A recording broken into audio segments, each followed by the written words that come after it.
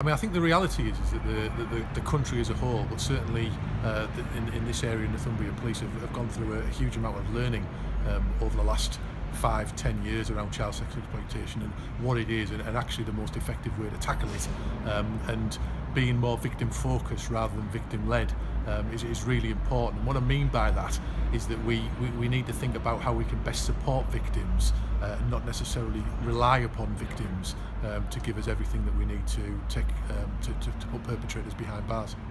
And how do you do that, may I ask? We now work very closely with other agencies, including charities, so that we can support victims to empower them, but also looking at what other techniques that we can use, both overt and covert, to disrupt offenders, and to use other tactics so that we can catch perpetrators and bring them to justice.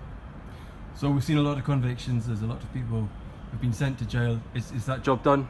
Absolutely not. No, I think that's what the report does is it marks a moment in time for us that highlights that we've made some big strides forward. We've developed some good services alongside partner agencies, but we need to be even more consistent and continue to develop our services so that we can continue to provide the best support to victims, but also that we can continue to tackle perpetrators in the way that we have done so far.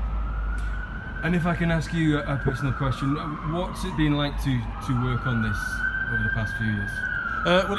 It's challenging, and because a lot of the answers and a lot of the decisions to be made around the vulnerability cases are not straightforward, and that's really important that our officers in particular feel supported, that they can make those difficult decisions and they feel supported by the organisation to do them, even when sometimes we might be criticised for the decisions that we make.